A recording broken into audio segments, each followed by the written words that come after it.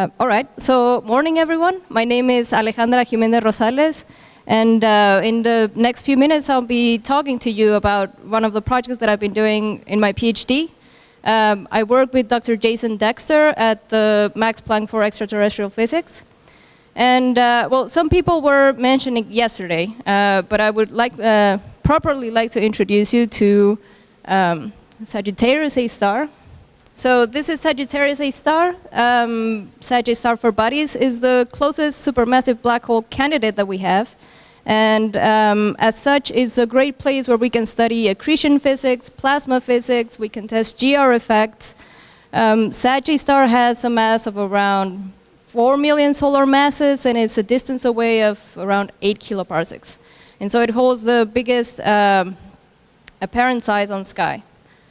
This is the spectral energy distribution of Sagittarius A star. And so as you can see, Sag A star emits in a wide range of frequencies, so all the way from radio and all the way to high energy. I present to you here what is called a quiescent state. Sag A star has a flaring state in which the X-ray fluxes and the infrared also rise to 110% respectively. But that's out of the spec of this talk. And so I would in particularly like you to pay attention to this part, which is called the submillimeter part, the submillimeter bump. It happens at 230 gigahertz, and it's not only where most of the emission is emitted, but it's an interesting region because it's where we think that the emission goes from being optically thick to turning to optically thin synchrotron radiation. And it should come from regions very close to the black hole, right outside the event horizon. So this is why people like to study and test their models here at the submillimeter bump. Now, there are a variety of models for Sagittarius A star. Usually the basic ingredients are you have a black hole, you have an accretion flow with some magnetic field configuration, some accretion rate m dot, and some electron temperature distribution function. And then because of the interactions within the plasma, then synchrotron radiation is emitted, and it travels through the plasma to some observer. And then we get images that look like this. So over here at the center, we have the shadow of the black hole, and around it we can see the accretion flow. This part right here would be the frontal part of the accretion flow, whereas this part over here is actually the back of, it comes from behind the black hole. But because of light bending and Doppler boosting, we're able to see it. And something that is very characteristic about these images is these crescent shapes here. So one might think, okay, so I have my model, and it predicts an image of what Sagittarius should look like, or what an accreting magnetic field should look like. And so if I go and I take a picture of the black hole and it looks like this, well then, awesome, that's it. The problem is that there is a variety of models that they all kind of predict these crescent shapes of black holes. So now the question is, from the total intensity images alone, we cannot really tell them apart, so then what other quantity can we use for that? And so we can use polarization. So it turns out that the submillimeter bump is polarized. We have some measurements that go from 5 to 10% at the submillimeter bump. And that kind of fits what we were saying, that it's synchrotron radiation. So it's linearly polarized. And so we would say, okay, we have synchrotron radiation is linearly polarized, it fits. But we have to take into account one other effect. Because we have a magnetized plasma, right? The radiation is being emitted and absorbed and doing all kinds of crazy stuff within the plasma, which is magnetized and then is traveling through this material. And so then it's going to undergo Faraday effects. There are two Faraday effects. There's conversion and rotation. However, for Sag A star systems, conversion is not very important. So now whenever I say Faraday effects, I'll mostly mean Faraday rotation. And so just as a small reminder, Faraday rotation is characterized by what is the Faraday rotation coefficient. So we have synchrotron radiation that is emitted, is traveling through the plasma. The plasma acts as a Faraday screen, which is characterized by this, this variable. And very roughly, it depends on the plasma parameters this way, right? We have the three importance, we have density, magnetic field, and electron temperature. So the point that I'm trying to make is if we can say something about the Faraday rotation depth, we can say something about the plasma properties and vice versa, right? So if we look at the Faraday depth, which would be the integrated quantity, we should be able to say something about the polarization properties of the model or of the plasma. So far we'd only worked with unresolved sources because we didn't have the instruments to do it. But now with the Event Horizon Telescope, which is a very long baseline interferometry experiment, it's basically an Earth-sized telescope, we should be able to now resolve the black hole shadow and get information on spatially resolved polarization. We have some measurements actually that have been published by Johnson et al. 2015. And so far we had information of unresolved sources and say quantities like linear polarization that were used as model bouncers, right? But now that we have spatially resolved information on the polarization, the question is, how can we use this new information that we're getting as a model bouncer for, for the accretion models? Right? What we had a quantity that we could use to restrict and maybe discard models for Sagittarius A star. And so this is kind of the scope of this first project that I was doing. So again, this is the system that I have. So I have a rotating black hole. Around it, there's an accretion flow with some magnetic field configuration, some accretion rate m dot, some electron temperature distribution function, TE, and synchrotron radiation is emitted. It travels through the plasma, which acts as a Faraday screen. And so there's going to be local effects of absorption, emission, rotation, crazy stuff in here. And then I look at the radiation at a frequency of 230 gigahertz, right at the sub-millimeter bump. And that's it. The parameters that I vary in my system are the accretion rate and the electron temperature distribution function. And the one relation or the one restriction that I ask for these is that I get a fixed flux each time that I change my plasma parameters. This is because we know what the flux is for Sagittarius A star at the sub-millimeter. And so exploring the relationship between these two parameters, could give us different polarized models.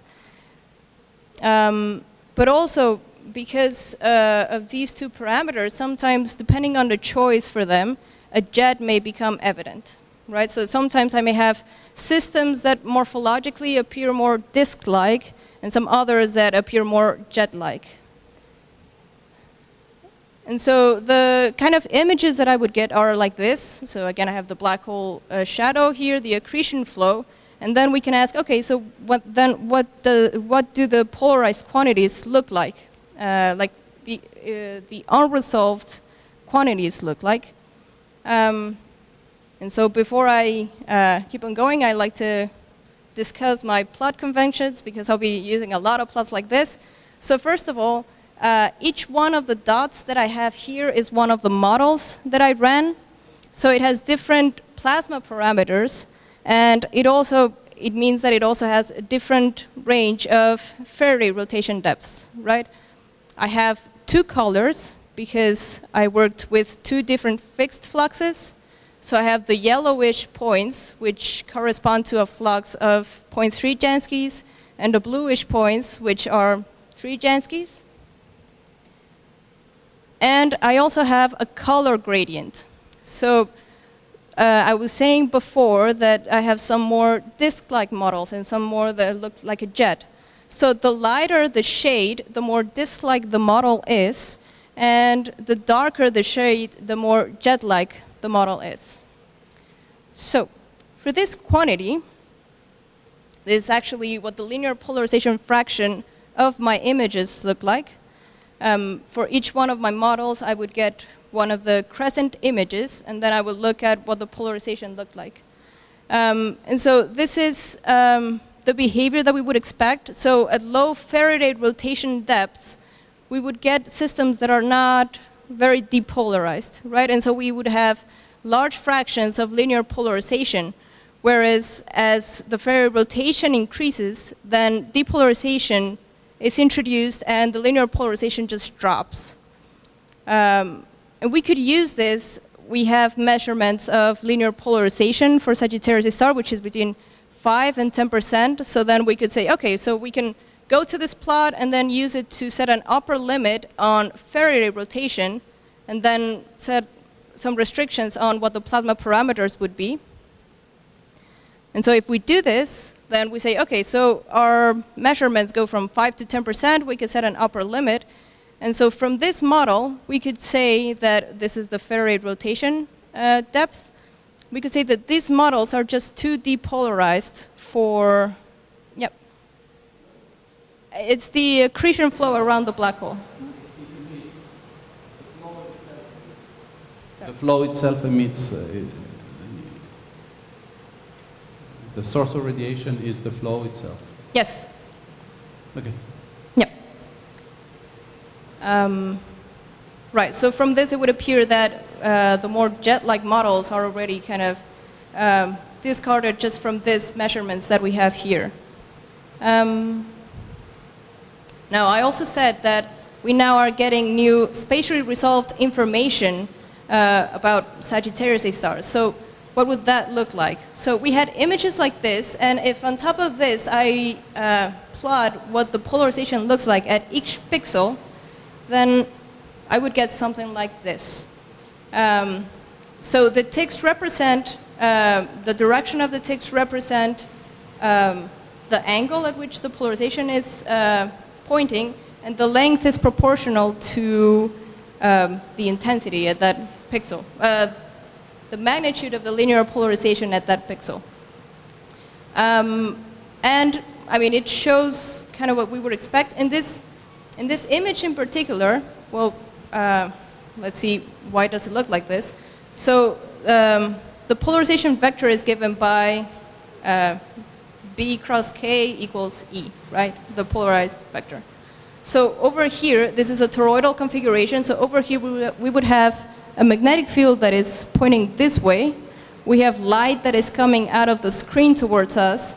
And so then the polarization, it goes sideways, right? We have the right-hand rule.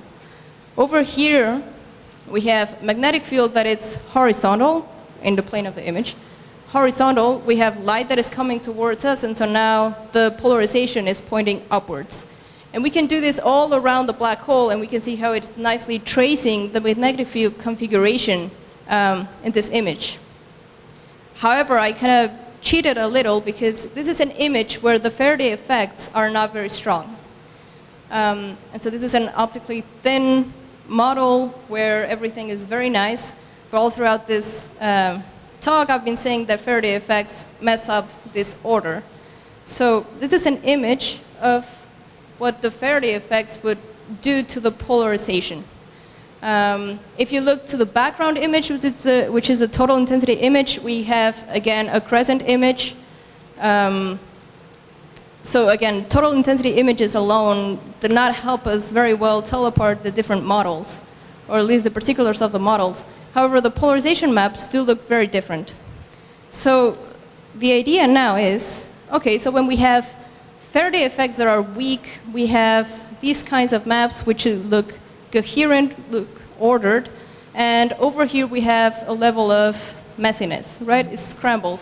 So how can we quantify this in terms of the strength of the Faraday effects?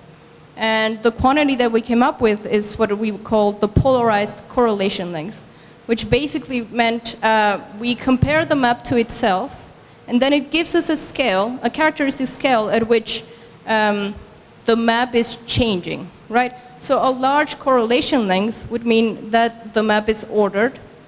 It's nice like this.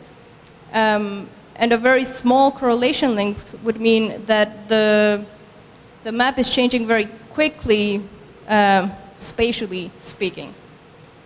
So if I do this for each one of the models that I ran, I get a plot that looks like this. And it's a very nice plot because over here I'm plotting correlation length versus the Faraday effects.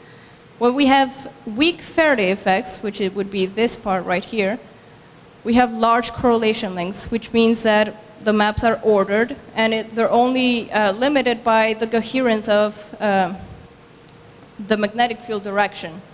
And as the Faraday effects become stronger, as the maps becomes more scrambled, then it's all, you know, the correlation length drops, and then we get things like this. And at least so far in the models that in the limited range of models that I've tried, this is a very nice behavior, and the curves seems to track each other. So it would seem that this is a model-independent quantity, which again we could use for restricting the models, the valid models for Sagittarius A star. So I mentioned before some results by Michael Johnson et al. From 2015. And in their paper, they have some measurements of structure of spatial resolved polarization.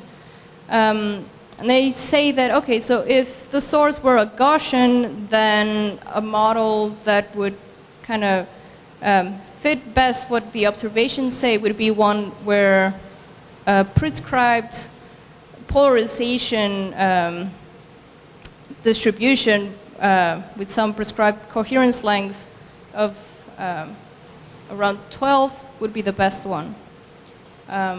So if we use these results, we could kind of set an upper limit again on what the Faraday rotation depth for the valid models for Sagittarius A star should be.